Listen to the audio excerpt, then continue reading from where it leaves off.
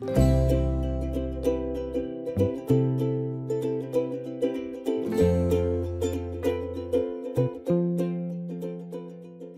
ស្តីសិក្ខាកាមខ្ញុំបាទឈ្មោះជូសេចចិត្តជាគ្រូនៃសាលាជាតិពន្ធដារថ្ងៃនេះខ្ញុំនឹងធ្វើបទបង្ហាញ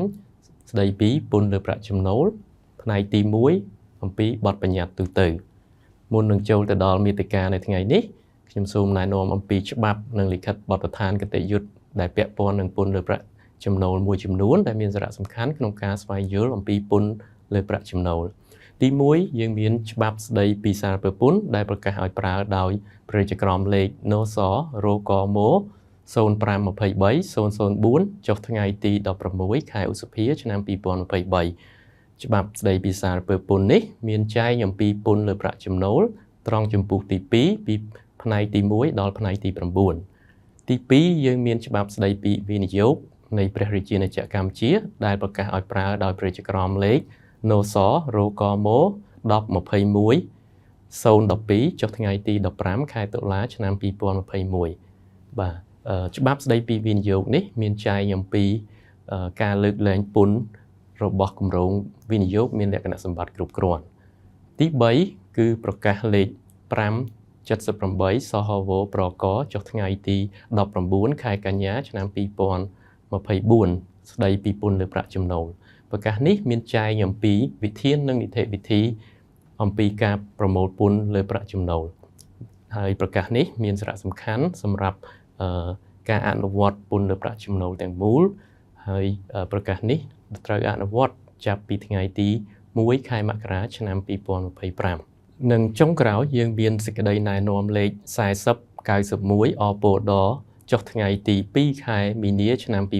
2021ស្តីពីការដាក់ឲ្យប្រើប្រាស់សេចក្តីណែនាំសម្រាប់បំពេញលិខិតប្រកាសពន្ធលើប្រាក់ចំណូលប្រចាំឆ្នាំសេចក្តីណែនាំលេខ4091នេះវាជួយដល់អ្នកជាប់ពន្ធទាំងឡាយឲ្យបំពេញលិខិតប្រកាសពន្ធឲ្យបានមានភាពងាយស្រួលបាទអញ្ចឹងខ្ញុំសូមចូលទៅមាតិការបស់យើងនៅថ្ងៃនេះគឺយើងមាន5ចំណុចតែទី1គឺកម្មវត្ថុនិងវិសាលភាពនៃពន្ធលើប្រាក់ចំណូលទី2យើងនឹងមើលអំពីនិយមន័យនៃពាក្យគន្លឹះមួយចំនួនដើម្បីឲ្យយើងអាចយល់អំពីពន្ធលើប្រាក់ចំណូលទី3យើងមើលអំពីអត្រាពន្ធលើប្រាក់ចំណូលទី4យើងមើលអំពីប្រាក់ចំណូលប្រភពកម្ពុជាហើយនឹងចុងក្រោយទី5គឺយើងនឹងមើលអំពីប្រាក់ចំណូលដែលត្រូវលើកលែងពន្ធលើប្រាក់ចំណូលអញ្ចឹងខ្ញុំសូមចូលមកចំណុចទី1ដែលនិយាយអំពីកម្មវត្ថុនិងវិសាលភាពនៃពន្ធលើប្រាក់ចំណូលបាទសម្រាប់កម្មវត្ថុនៃពន្ធលើប្រាក់ចំណូលគឺពន្ធលើប្រាក់ចំណូលនេះគឺជាកាតព្វកិច្ចរបស់អ្នកជាប់ពន្ធដែលមានប្រាក់ចំណូលជាប់ពន្ធទទួលបាននៅក្នុងឆ្នាំជាប់ពន្ធបាទអញ្ចឹងពន្ធលើប្រាក់ចំណូលនេះគឺជាកាតព្វកិច្ចរបស់អ្នកបង់ពន្ធអ្នកជាប់ពន្ធគឺជាអ្នកបង់ពន្ធអ្នកដែលបង់ពន្ធនេះគឺសំដៅទៅលើទាំងរូបវន្តបុគ្គលនិងនីតិបុគ្គលដែលមានប្រាក់ចំណូលជាប់ពន្ធឬក៏ជាប្រាក់ចំណូលសុទ្ធបាទយើងនឹងមើលពាក្យថាប្រាក់ចំណូលជាប់ពន្ធនេះនៅផ្នែកបន្ទាប់បាទចំពោះវិសាលភាពនៃពន្ធលើប្រាក់ចំណូលបាទតើពន្ធលើប្រាក់ចំណូលគេអនុវត្តទៅលើបុគ្គលណាខ្លះបាទអញ្ចឹងពន្ធលើប្រាក់ចំណូលសម្រាប់បុគ្គលនិវាសនជនគឺត្រូវជាប់ពន្ធលើប្រាក់ចំណូលទៅលើប្រភពកម្ពុជានិងប្រាក់ចំណូលប្រភពបរទេសបាទបុគ្គលនិវាសនជននេះយើងនឹងមើលនិយមន័យរបស់ពាក្យបុគ្គលនិវាសនជននេះនៅ slide បន្ទាប់ទៀតហើយពាក្យថាប្រាក់ចំណូលប្រភពកម្ពុជាក៏យើងនឹងមានចែងនៅក្នុង slide បន្ទាប់ដែរបាទសម្រាប់បុគ្គលអនិវាសនជនបាទគឺគាត់ត្រូវជាប់ពន្ធតែចំពោះប្រាក់ចំណូលប្រភពកម្ពុជាប៉ុណ្ណោះបាទអញ្ចឹងយើងមើលនិយមន័យមួយចំនួនដែលមានសារៈសំខាន់ទាំងអស់នេះទី1គឺបាទយើងមានពាក្យថានិវាសនជនបាទយើងមានពាក្យថាអនិវាសនជននីតិបុគ្គលគ្រឹះស្ថានអចិន្ត្រៃយ៍សហគ្រាសឯកបុគ្គលសហគ្រាសសហកម្មសិទ្ធិនិងពាក្យថាភាគលាភបាទអញ្ចឹងយើងចូលទៅមើលនិយមន័យនៃពាក្យថាអ្នកជាប់ពន្ធនិវាសនជនបាទពាក្យថាអ្នកជាប់ពន្ធនិវាសនជននេះចែកចេញជា2គឺទី1កបាទសម្រាប់រូបវន្តបុគ្គល ចឹងសម្រាប់រូបវន្តបុគ្គលយើងមានលក្ខខណ្ឌចំនួន3ដើម្បីកំណត់ថាគាត់មានភាពជានិវាសនជននៅកម្ពុជាឬទេបាទអញ្ចឹងទី1គឺយើងមើលទៅលើនិវាសនដ្ឋានតើរូបវន្តបុគ្គលនោះមាននិវាសនដ្ឋាននៅក្នុងកម្ពុជាឬអត់បាទអញ្ចឹងនិវាសនដ្ឋានអាចមើលតាមរយៈថាគាត់មានផ្ទះ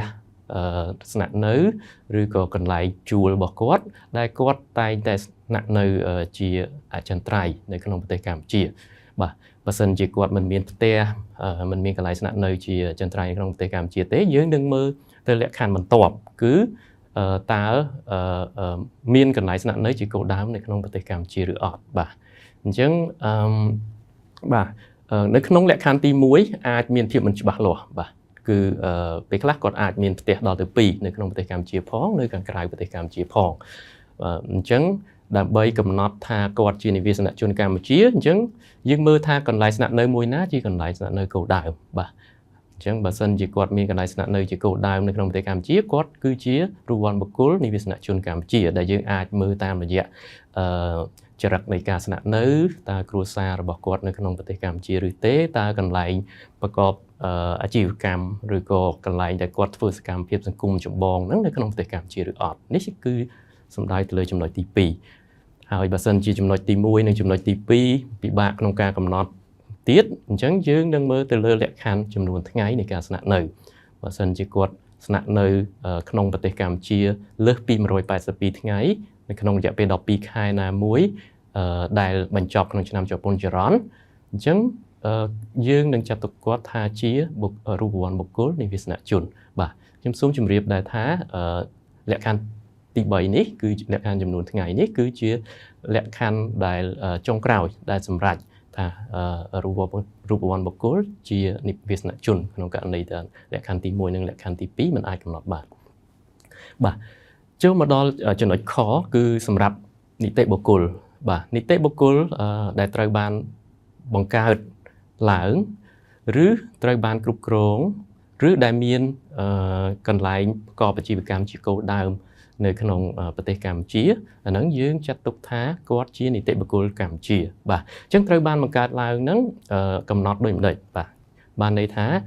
គាត់បានចុះបញ្ជីនៅក្នុងប្រទេសកម្ពុជាបាទឬក្នុងករណីខ្លះគាត់អត់បានចុះបញ្ជីនៅក្នុងប្រទេសកម្ពុជាទេប៉ុន្តែគាត់ត្រូវបានគ្រប់គ្រងចេញពីប្រទេសកម្ពុជាបាទដោយតាមរយៈការប្រជុំការគ្រប់គ្រងនៅក្នុងប្រទេសកម្ពុជាគាត់មានmanagement មាន board ប្រជុំដែលចេញពីប្រទេសកម្ពុជាជាដើមបាទហើយនឹងលក្ខខណ្ឌទី3បើសិនជាគាត់អត់មានទី1ទី2ទេប៉ុន្តែគាត់មានកន្លែងប្រកបអាជីវកម្មជាគោលដៅដែលយើងរកឃើញថាជាគោលដៅនៅក្នុងប្រទេសកម្ពុជាក៏យើងអាចកំណត់ថាគាត់ជានីតិបុគ្គលនិវាសនជនដែរបាទសម្រាប់ពាក្យថាអ្នកជាប់ពន្ធអនិវាសនជនគឺបានន័យថាបុគ្គលណាមួយដែលមិនមែនជាអ្នកជាប់ពន្ធនិវាសនជនអញ្ចឹងបើសិនជាគាត់មិនមានលក្ខខណ្ឌក្នុងចំណុចកនិងចំណុចខខាងលើទេគាត់នឹងក្លាយទៅជាបុគ្គលអនិវាសនជនប៉ុន្តែក្នុងន័យនេះយើងចាត់ទុកថាគាត់ជាបុគ្គលអនិវាសនជនក្នុងករណីគាត់ទទួលបានចំណូលប្រភពកម្ពុជាបាទនិយមន័យបន្ទាប់នេះគឺពាក្យថានីតិបុគ្គលបាទអញ្ចឹងពាក្យថានីតិបុគ្គលនេះគឺសំដៅទៅលើសហគ្រាសឬអង្គភាពនានាដែលប្រកបអាជីវកម្មទោះបីជាបានឬក៏មិនទាន់បានទទួលស្គាល់ផ្លូវការពីស្ថាប័នមានសមត្ថកិច្ចរាជរដ្ឋាភិបាលក្តីបាទក្នុងករណីនេះគឺអង្គភាពណាមួយបាទដែលប្រកបអាជីវកម្មហើយពេលខ្លះគាត់បានចុះបញ្ជីនៅក្រសួងពាណិជ្ជកម្មប៉ុន្តែគាត់ចុះបញ្ជីមិនទាន់បានសម្រេចទេគាត់មានអតិថិជនមកតាក់ទងគាត់ដើម្បីឲ្យបំពេញសេវាឲ្យអញ្ចឹងក្នុងករណីនេះគាត់អត់ទាន់បានចុះបញ្ជីបានសម្រេចទេប៉ុន្តែគាត់មានការផ្គត់ផ្គង់ជាសេវាទៅឲ្យអតិថិជនបាទក្នុងករណីនេះក៏យើងចាត់ទុកថាគាត់ជានីតិបុគ្គលដែរបាទនីតិបុគ្គលរួមបញ្ចូលផងដែរនៅស្ថាប័នរាជរដ្ឋាភិបាលដែលមានដូចជាក្រសួងមន្ទីរជាដើមហើយមានអង្គការសាសនាអង្គការសប្បុរសធម៌អង្គការមិនស្វែងរកប្រាក់ចំណេញអាចជាសមាគមបាទសមាគមគឺជាអង្គការសមាជិកភាពអាចជាគណៈបកនយោបាយបាទនិងចុងក្រោយគឺរួមបញ្ចូលផងដែរនៅគ្រឹះស្ថានអចិន្ត្រៃយ៍របស់បុគ្គលអនិវាសនជនដែលតាំងនៅក្នុងព្រះរាជាណាចក្រកម្ពុជាបាទប៉ុន្តែពាក្យនីតិបុគ្គលនេះមិនរួមបញ្ចូលទេនៅក្រុមហ៊ុនសហកម្មសិទ្ធិ ឬសហគ្រាសឯកបុគ្គលបាទអញ្ចឹងក្រុមហ៊ុនសហកម្មសិទ្ធិនិងសហគ្រាសឯកបុគ្គលពុំមានលក្ខណៈសម្បត្តិជានីតិបុគ្គលនោះទេ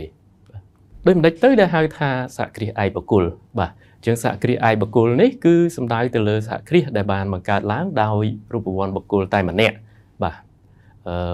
ហើយទ្រព្យសម្បត្តិរបស់ម្ចាស់សហគ្រាសឯកបុគ្គលនោះគឺជាដើមទុនរបស់សហគ្រាសឯកបុគ្គលបាទអញ្ចឹងក្នុងន័យនេះបានន័យថាបុគ្គលម្នាក់គាត់អាចបង្កើតជាអាជីវកម្មអ្វីមួយអាចឧទាហរណ៍ថាដូចជាភោជនីយដ្ឋានឬក៏ហាងលក់ទំនិញផ្ទាល់ខ្លួនរបស់គាត់អញ្ចឹងគាត់បង្កើតជាអាជីវកម្មហ្នឹងបាទអញ្ចឹងគាត់អាចក្លាយទៅជាសហគ្រាសឯកបុគ្គលបាទក្នុងករណីហ្នឹងគាត់អាចមានគ្រួសាររបស់គាត់ចូលរួមអាចមានជាប្តីប្រពន្ធឬក៏កូននៅក្នុងបន្ទុកតែមួយអញ្ចឹងយើងចាត់ទុកថាគាត់គឺជារូបវន្តបុគ្គលតែម្នាក់ដែរក្នុងករណីនេះបាទចំពោះពាក្យថាក្រុមហ៊ុនសហកម្មសិទ្ធិគឺសំដៅទៅដល់សហគ្រាសដែលបង្កើតឡើងដោយកិច្ចសន្យាបាទន័យថាគាត់មានកិច្ចសន្យារវាងបុគ្គល2នាក់ឬក៏ច្រើននាក់ដែលគាត់អាចដាក់ចូលរួមគ្នានៅទ្រព្យសម្បត្តិឬក៏ចំណេះដឹងដើម្បីប្រកបអាជីវកម្មឬក៏ពាណិជ្ជកម្មក្នុងគោលដៅស្វែងរកប្រាក់ចំណេញបាទក្នុងន័យនេះយើងអាចមានឧទាហរណ៍ដូចជាបុគ្គលទី1គាត់ចេះជំនាញវះកាត់ធ្មេញបុគ្គលទី2គាត់ចេះជំនាញពុតធ្មេញហើយបុគ្គលទី3គាត់ជាគណនេយ្យករអញ្ចឹងគាត់មានជំនាញផ្សេងគ្នាអញ្ចឹងគាត់បង្កើតកិច្ចសន្យាមួយថាបង្កើតជាក្រុមហ៊ុនសហកម្មសិទ្ធិដើម្បីបើកជាពេទ្យធ្មេញគ្រប់គ្រងសេវាពេទ្យធ្មេញទៅឲ្យអតិថិជនអញ្ចឹងក្នុងករណីនេះពេទ្យធ្មេញរបស់គាត់ហ្នឹងគឺនឹងក្លាយទៅជាក្រុមហ៊ុនសហកម្មសិទ្ធិបាទប៉ុន្តែក្រុមហ៊ុនសហកម្មសិទ្ធិនេះមិនរួមបញ្ចូលនៅក្រុមហ៊ុនមូលធនទេអញ្ចឹងក្រុមហ៊ុនមូលធនបានន័យថាក្រុមហ៊ុនមហាជនទទួលខុសត្រូវមានកម្រិតក្រុមហ៊ុនឯកជនទទួលខុសត្រូវមានកម្រិតនិងក្រុមហ៊ុននិងសហគ្រាសឯកបុគ្គលទទួលខុសត្រូវមានកម្រិតអញ្ចឹងក្រុមហ៊ុនដែលទទួលខុសត្រូវមានកម្រិតទាំងនោះគឺជាក្រុមហ៊ុនមូលធនអញ្ចឹងបានន័យថាក្រុមហ៊ុនសហកម្មសិទ្ធិមិនមានរួមបញ្ចូលនៅប្រភេទក្រុមហ៊ុនទាំងនោះទេហើយក៏មិនរួមបញ្ចូលនៅគ្រឹះស្ថានអចិន្ត្រៃយ៍បាទគ្រឹះស្ថានអចិន្ត្រៃយ៍របស់អនិវាសិកជនដែរហើយសហគ្រាសឯកបុគ្គលក៏មិនរួមបញ្ចូលនៅក្នុងក្រុមហ៊ុនសហកម្មសិទ្ធិដែរយើងមើលឃើញពាក្យថាគ្រឹះស្ថានអចិន្ត្រៃយ៍ខាងដើមអញ្ចឹងតើពាក្យថាគ្រឹះស្ថានអចិន្ត្រៃយ៍នេះមានន័យដូចម្ដេចបាទពាក្យថាគ្រឹះស្ថានអចិន្ត្រៃយ៍គឺជាកន្លែងដែលប្រកបអាជីវកម្មជាប់លាប់នៅកម្ពុជាបាទពាក្យថាជាប់លាប់នេះអាចមានរយៈពេលមួយដែលមានកំណត់បាទដូចជាបើសិនជាបំពេញសេវាក្នុងករណីសេវាបាទអនិវាសិកជននោះបំពេញសេវាលើសពី182ថ្ងៃនៅក្នុងប្រទេសកម្ពុជាយើងចាត់ទុកថាអនិវាសិកជននៅខាងក្រៅហ្នឹងគាត់មានគ្រឹះស្ថានអចិន្ត្រៃយ៍នៅកម្ពុជាបើសិនជាគាត់មកធ្វើការសិក្សាអំពីរ៉ែបើលើសពី90ថ្ងៃគឺយើងចាត់ទុកថាគាត់មានគ្រឹះស្ថានអចិន្ត្រៃយ៍នៅកម្ពុជាផងដែរបាទហើយពាក្យថាគ្រឹះស្ថានអចិន្ត្រៃយ៍នេះអាចមានជាសាខាក្រុមហ៊ុនបរទេសឬក៏ភ្នាក់ងារអនិវាសិកភ្នាក់ងារនិវាសនជននៅកម្ពុជាដែលតាមរយៈនេះគឺបុគ្គលអនិវាសនជនគាត់ប្រកបអាជីវកម្មរបស់ខ្លួននៅប្រទេសកម្ពុជាបានន័យថាគាត់មិនមកចុះបញ្ជីនៅក្នុងប្រទេសកម្ពុជាផ្ទាល់ទេគឺគាត់ប្រកបអាជីវកម្មតាមរយៈក្រុមសាខាក្រុមហ៊ុនឬភ្នាក់ងារឬតាមរយៈការមករុករកអីជាដើមអញ្ចឹងដោយមិនមានជាការចុះបញ្ជីជាក្រុមហ៊ុនជាក់លាក់ទេបាទពាក្យថាគ្រឹះស្ថានអចិន្ត្រៃយ៍នេះរួមបញ្ចូលផងដែរនៅបណ្ដាញរូបភាពទំនាក់ទំនងផ្សេងទៀតដែលតាមរយៈនេះបុគ្គលអនិវាសិកជនធ្វើសកម្មភាពសេដ្ឋកិច្ចនៅកម្ពុជាបាទពេលខ្លះគាត់អត់មកជាសាខាគាត់អត់មកជាមានជាភ្នាក់ងារច្បាស់លាស់ហើយប៉ុន្តែគាត់មកជាលក្ខណៈបណ្ដាញឬក៏រូបភាពផ្សេងជា network មករូបភាពក្នុងនៃទំនាក់ទំនងបាទប៉ុន្តែបើសិនជាគាត់ធ្វើសកម្មភាពអាជីវកម្មនៅក្នុងប្រទេសកម្ពុជាតាមរូបភាពទាំងអស់នេះចូលទៅក្នុងនិយមន័យគ្រឹះស្ថានអចិន្ត្រៃយ៍យើងនឹងកំណត់ថាគាត់មានគ្រឹះស្ថានអចិន្ត្រៃយ៍នៅក្នុងប្រទេសកម្ពុជាបាទបន្ថែមពីនេះផងដែរបាទបុគ្គលណាមួយអាចត្រូវបានចាត់ទុកថាជាគ្រឹះស្ថានអចិន្ត្រៃយ៍ប្រសិនបើគាត់បំពេញលក្ខខណ្ឌមួយក្នុងចំណោម3ខាងក្រោមនេះ ទី1គឺមាននឹងប្រើជាប្រចាំនៅសិទ្ធិអំណាចបាទសិទ្ធិអំណាចនេះគឺយើងសំដៅទៅលើសិទ្ធិអំណាចចុះកិច្ចសន្យាបាទឬក៏គាត់មិនមានសិទ្ធិអំណាចក្នុងការចុះកិច្ចសន្យាទេបាទនៅក្នុងកិច្ចសន្យាមិនមានចែងទេប៉ុន្តែគាត់បានបំពេញតួនាទីចម្បងបាទក្នុងការសម្របសម្រួលដើម្បីឲ្យឈានទៅដល់ការចុះកិច្ចសន្យានោះបាទអញ្ចឹងក៏អាហ្នឹងក៏ក្នុងករណីនេះយើងអាចកំណត់ថាបុគ្គលនោះគឺជាគ្រឹះស្ថានអចិន្ត្រៃយ៍បាទដែរបាទលក្ខខណ្ឌទី2គឺការកាន់កាប់នៅស្តុកទំនិញជាប្រចាំហើយស្តុកទំនិញនោះគឺត្រូវបានតែងតែបញ្ចេញបាទលក់ទៅអតិថិជនបាទក្នុងនាមសហគ្រាសអនិវាសនជននោះបាទអញ្ចឹងឃ្លាំងឬក៏កន្លែងស្តុកទំនិញនោះនឹងក្លាយទៅជាគ្រឹះស្ថានអចិន្ត្រៃយ៍បាទនឹងចុងក្រោយបុគ្គលដែលប្រមូលបុព្វលាភធានារ៉ាប់រងឬក៏ធ្វើការធានារ៉ាប់រងជំនួសឲ្យអនិវាសនជននៅខាងក្រៅប្រទេសគាត់នឹងក្លាយទៅជាគ្រឹះស្ថានអចិន្ត្រៃយ៍ផងដែរ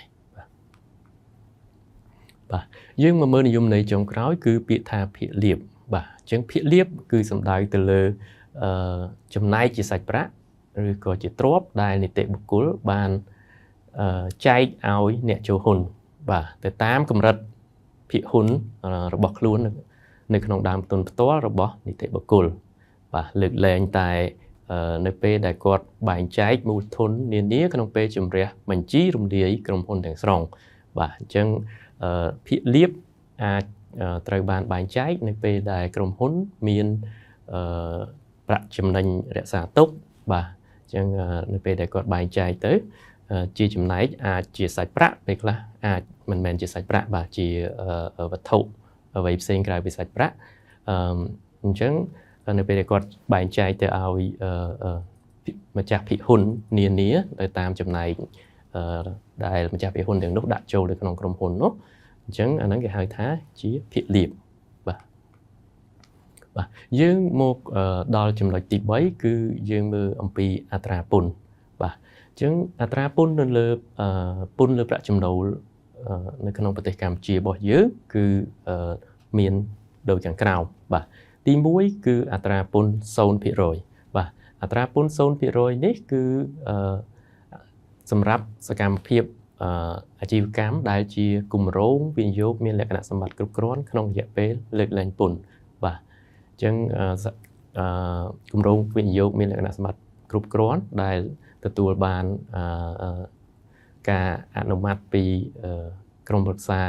អភិវឌ្ឍកម្ពុជានឹងទទួលបាននៅការលើកលែងពន្ធដែលមានរយៈពេលជាក់លាក់មួយអញ្ចឹងនៅក្នុងរយៈពេលជាក់លាក់នោះក្រុមហ៊ុនអាចបង់ពន្ធលើប្រាក់ចំណូលតាមអត្រា 0% បាទទី2គឺអត្រាពន្ធ 5% បាទអត្រាពន្ធ 5% គឺយកទៅលើបុព្វលាភដុលដែលទទួលបាននៅក្នុងឆ្នាំជាប់ពន្ធបាទបុព្វលាភនេះគឺសំដៅទៅលើបុព្វលាភធានារ៉ាប់រងចំពោះសកម្មភាពធានារ៉ាប់រងឬធានារ៉ាប់រងបន្តលើទ្រព្យសម្បត្តិឬហានិភ័យនៅក្នុងប្រទេសកម្ពុជាបាទហើយសកម្មភាពធានារ៉ាប់រងនេះគឺជាប់ពន្ធ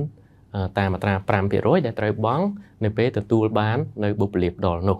បាទទី3គឺអត្រា 20% បាទអត្រា 20% សម្រាប់សហគ្រាសនីតិបុគ្គលបាទដែលយើងបានឃើញខាងដើមថាសហគ្រាសនីតិបុគ្គលមានអ្វីខ្លះហ្នឹងហើយសម្រាប់សកម្មភាពធានារ៉ាប់រងដែរប៉ុន្តែជាសកម្មភាពធានារ៉ាប់រងឬធានារ៉ាប់រងបន្តលើជីវិតដែលមានលក្ខណៈសន្សំបាទនិង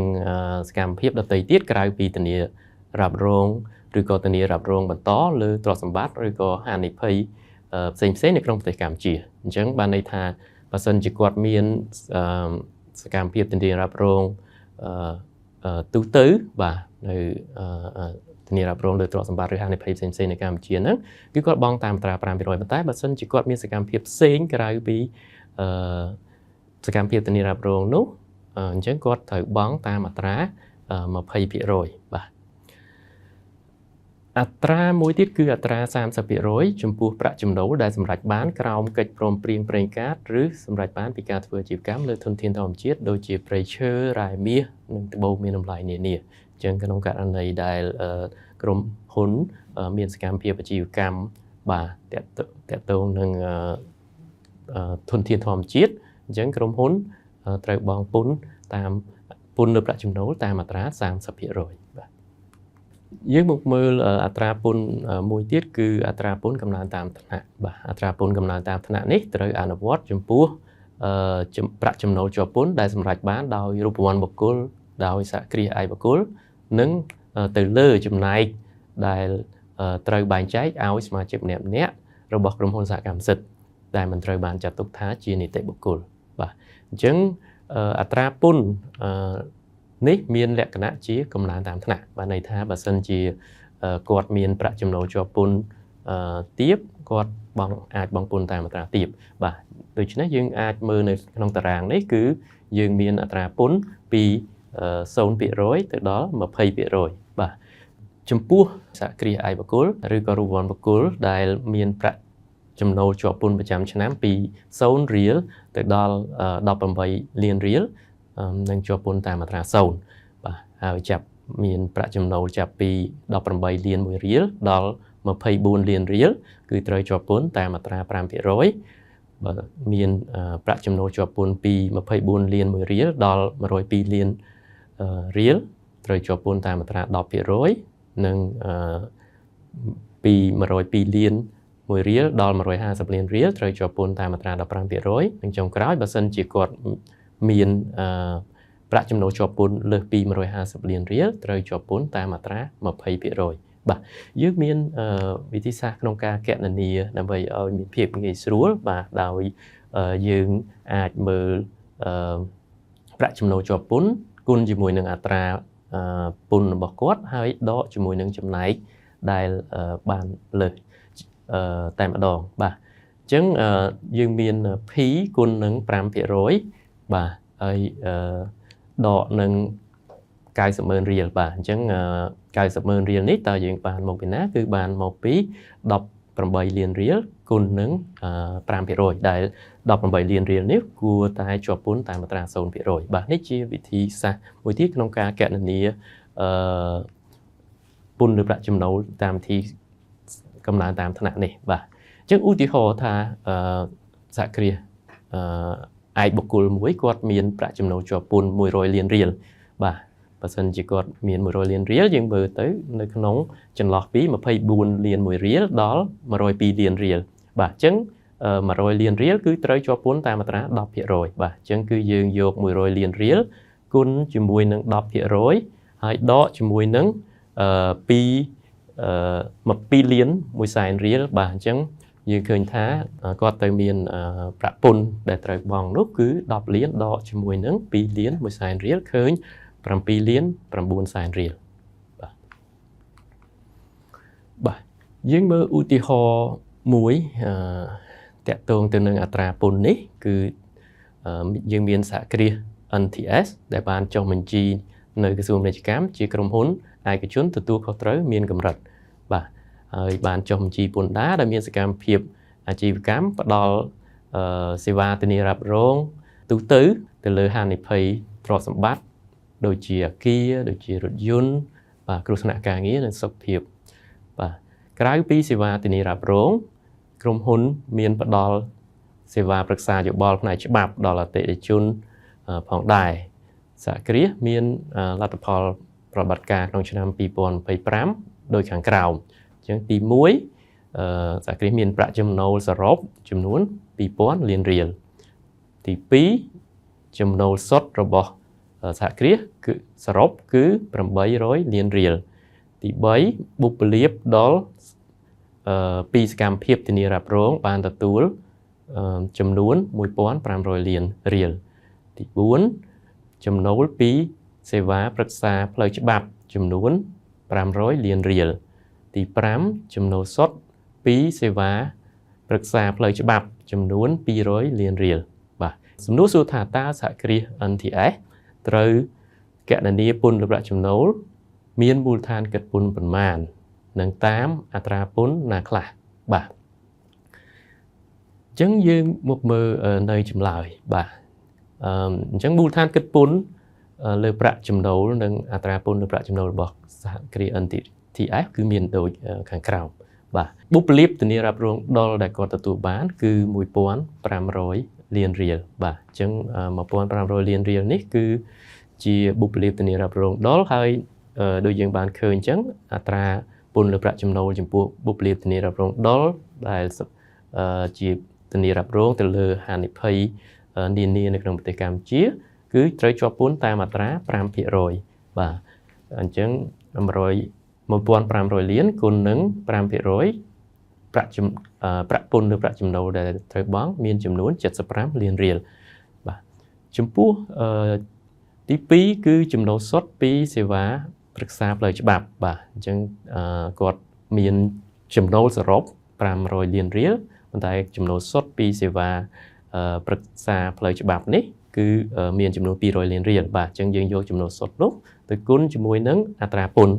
20% យើងនឹងឃើញប្រាក់ពន្ធឬប្រាក់ចំណូលដែលគាត់ត្រូវបង់ចំនួន40លានរៀលបាទខ្ញុំសូមចូលមកចំណុចទី4អំពីប្រាក់ចំណូលពពុះកម្ពុជាបាទនៅក្នុងចំណុចទី1យើងបានមើលឃើញពាក្យថាប្រាក់ចំណូលពពុះកម្ពុជានេះអញ្ចឹងកន្លែងនេះគឺយើងនឹងមើលថាប្រាក់ចំណូលពពុះកម្ពុជាមានអ្វីខ្លះបាទអញ្ចឹងប្រាក់ចំណូលពពុះកម្ពុជាមានសារៈសំខាន់ក្នុងការកំណត់ថាចំណូលណាមួយជាចំណូលប្រាក់ចំណូលពពុះកម្ពុជាដោយសារតែ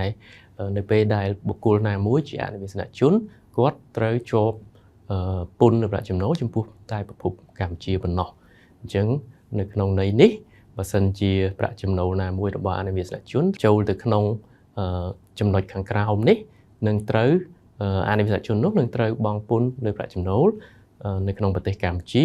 ដែលយន្តការបច្ចុប្បន្នគឺយើងជាទូទៅគឺយើងប្រើប្រាស់យន្តការពន្ធកាត់ទុកបាទអញ្ចឹងប្រាក់ចំណូលពពុះកម្ពុជានោះមានអ្វីខ្លះក៏យើងមានការប្រាក់ដែលបានបង់ដោយសហគ្រាសនិវាសនជនក្រុមហ៊ុនសហកម្មសិទ្ធិនិវាសនជនឬក៏ស្ថាប័នរាជរដ្ឋាភិបាលអញ្ចឹងក្នុងករណីថាក្រុមហ៊ុននិងស្ថាប័នទាំងនេះបង់ការប្រាក់ចំពោះកម្ចីទៅខាងក្រៅប្រទេសទៅដល់អនិវាសនជនការប្រាក់នោះត្រូវបានចាត់ទុកថាជាប្រាក់ចំណូលពពុះកម្ពុជាបាទចំណុចខភាគលាភដែលបានបែងចែកដោយសហគ្រាសនិវាសនជនបាទអញ្ចឹងយើងបានមើលនិយមន័យភាគលាភនៅក្នុងផ្នែកនិយមន័យរួចហើយអញ្ចឹងនៅពេលដែលសហគ្រាសនិវាសនជនមានការបែងចែកនៅប្រាក់ឬក៏វត្ថុនានាទៅដល់ម្ចាស់ភាគហ៊ុនរបស់ខ្លួននោះអញ្ចឹងភាគលាភទាំងនោះគឺជាប្រាក់ចំណូលពពុះកម្ពុជាបាទចំណុចគោ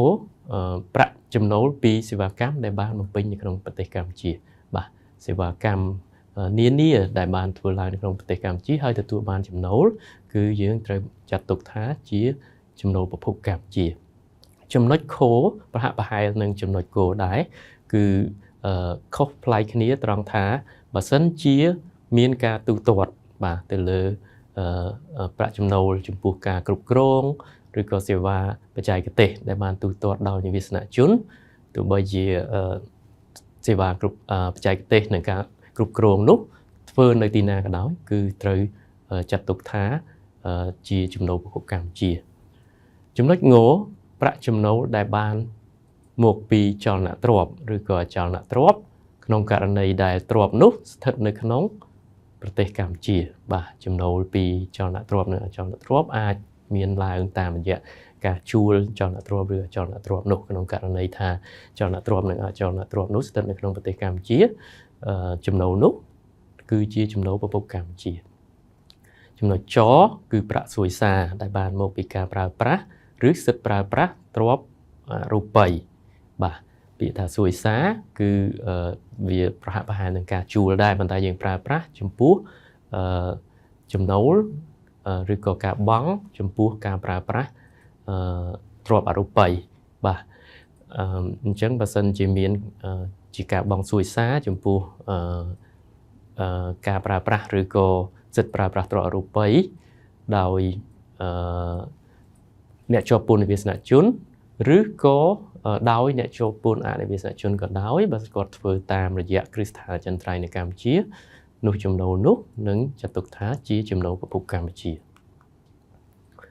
បាទចំណុចឆក្នុងករណីតើសហគ្រាសមានផលចំណេញពីការលក់ ចលនាទ្រព្យឬក៏អចលនទ្រព្យរួមទាំងទ្រព្យអរូបីផងដែរដែលស្ថិតនៅក្នុងប្រទេសកម្ពុជាឬផលចំណេញពីការផ្ទេរនៅផលប្រយោជន៍ណាមួយនៃចលនាទ្រព្យឬអចលនទ្រព្យរួមទាំងទ្រព្យអរូបីដែលស្ថិតនៅក្នុងប្រទេសកម្ពុជាដូច្នេះផលចំណេញនេះបាទផលចំណេញទាំងពីការលក់ឬក៏ការផ្ទេរនោះត្រូវចាត់ទុកថាជាចំណូលប្រភពកម្ពុជាបាទចំណុចចូលបុព្វលាភធានារ៉ាប់រងឬក៏ធានារ៉ាប់រងបន្តចំពោះហានិភ័យនៅក្នុងប្រទេសកម្ពុជាបាទក្នុងករណីនេះបើសិនជាមានការប្រមូលនៅបុព្វលាភធានារ៉ាប់រងឬក៏ធានារ៉ាប់រងបន្តចំពោះហានិភ័យនៅក្នុងប្រទេសកម្ពុជាអញ្ចឹងបុព្វលាភទាំងនោះគឺជាប្រាក់ចំណូលប្រភពកម្ពុជាបាទចំណុចឈរផលចំណេញពីការលក់ចលនាទ្រព្យបាទ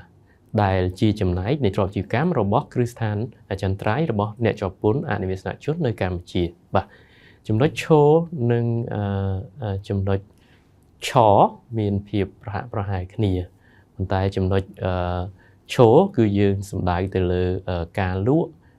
ចលនាទ្រព្យបាទចលនាទ្រព្យដែលជាចំណែកនៃអាជីវកម្មរបស់គ្រឹះស្ថានអចិន្ត្រៃយ៍បាទបើសិនជាមានការលក់នៅចលនាទ្រព្យដែលជារបស់គ្រឹះស្ថានអចិន្ត្រៃយ៍នៅក្នុងប្រទេសកម្ពុជាអញ្ចឹងផលចំណេញនោះគឺត្រូវចាត់ទុកថាជាចំណូលប្រភពកម្ពុជាបាទនិងចំណុចចុងក្រោយគឺចំណុចញោគឺយើងនិយាយពីប្រាក់ចំណូលពីសកម្មភាពអាជីវកម្មរបស់អ្នកជាប់ពន្ធអនិវាសនជនតាមរយៈគ្រឹះស្ថានអចិន្ត្រៃយ៍នៅកម្ពុជាបាទអញ្ចឹងឲ្យតែអនិវាសនជនដែលប្រកបអាជីវកម្មនៅក្នុងប្រទេសកម្ពុជាតាមរយៈគ្រឹះស្ថានអចិន្ត្រៃយ៍នៅពេលដែលគាត់មានប្រាក់ចំណូលពីសកម្មភាពអាជីវកម្មទាំងនោះប្រាក់ចំណូលទាំងនោះគឺត្រូវបានចាត់ទុកថាជាប្រាក់ចំណូលប្រភពកម្ពុជាបាទយើងមកមើលចំណុចទី5នៃផ្នែកទី1គឺប្រាក់ចំណូលលើកលែងពន្ធបាទប្រាក់ចំណូលលើកលែងពន្ធគឺជាប្រាក់ចំណូលដែលមិនត្រូវជាប់ពន្ធលើប្រាក់ចំណូលទេបាទប្រាក់ចំណូលទាំងនោះរួមមានទី1គឺប្រាក់ចំណូលរបស់រាជរដ្ឋាភិបាលឬក៏ស្ថាប័នរាជរដ្ឋាភិបាលអាចមានដូចជាក្រសួងនិងមន្ទីរនានាជាដើមបាទប្រាក់ចំណូលដែលត្រូវបានលើកលែងពន្ធមួយទៀតគឺជាប្រាក់ចំណូលរបស់អង្គការបាទកអង្គការបាទអង្គការក្នុងករណីថាអង្គការទាំងនោះរៀបចំឡើងនិងដំណើរការសម្រាប់គោលដៅសុទ្ធសាធខាងសាសនាខាងសប្បុរសធម៌វិទ្យាសាស្ត្រអក្សរសាស្ត្រឬអប់រំបាទអញ្ចឹងអង្គការគឺជាអង្គភាពដែលគាត់ធ្វើបង្កើតឡើងដើម្បីរកមូលនិធិឬក៏ផ្ដល់ជាជំនួយទៅដល់វិស័យសាធារណៈមួយចំនួនបាទអញ្ចឹងក្នុងករណីថាគាត់រៀបចំឡើងដើម្បីគោលដៅសុទ្ធសាធសម្រាប់វិស័យទាំងនោះទេបាទ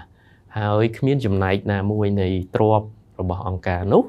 ឬចំណូលរបស់អង្គការនោះត្រូវបានប្រើប្រាស់ជាផលប្រយោជន៍ឯកជនទេប្រាក់ចំណូលរបស់អង្គការនោះនឹងคล้ายទៅជាប្រាក់ចំណូលលើកលែងពន្ធបាទចំណុចខចំណូលរបស់សមាគមបាទសមាគមគឺជាអង្គការដែរប៉ុន្តែជាអង្គការសមាជិកភាពដែលបានបង្កើតឡើងដើម្បីជួយទៅដល់សមាជិករបស់សមាគមទាំងនោះបាទយើងអាចមានដូចជាសមាគមអតីតនិស្សិតមកពីក្រៅប្រទេសជាដើមបាទដែលគាត់ចងក្រងគ្នាដើម្បីបង្កើតឡើងជួយទៅដល់សមាជិករបស់សមាគមរបស់គាត់អញ្ចឹងក្នុងករណីថាប្រាក់ចំណូលរបស់សមាគមទាំងនោះមិនត្រូវបានប្រើប្រាស់ជាផលប្រយោជន៍ឯកជនរបស់អ្នកចូលហ៊ុនឬក៏រូបវ័ន្តបុគ្គលណាមួយទេអញ្ចឹងប្រាក់ចំណូលនោះគឺជាប្រាក់ចំណូលលើកលែងពន្ធបាទហើយចំណុចចុងក្រោយនៃប្រាក់ចំណូលលើកលែងពន្ធគឺជាភាគលាភដែលទទួលបានមកពីសហគ្រាសនិវាសនជនបាទភាគលាភដែលបានមកពីនិវាសនជនគឺដោយសារតែនិវាសនជននោះគាត់បានបង់ពន្ធលើប្រាក់ចំណូលរួចរាល់ហើយអញ្ចឹងនៅពេលដែលភាគលាភដែលទទួលបានសម្រាប់សហគ្រាសដែលទទួលបានភាគលាភនោះគឺជាប្រាក់ចំណូលលើកលែងពន្ធ មកដល់ទីបញ្ចប់នៃការធ្វើបទបង្ហាញនៅក្នុងផ្នែកទី1បាទសូមអរគុណចំពោះការស្ដាប់និងទស្សនា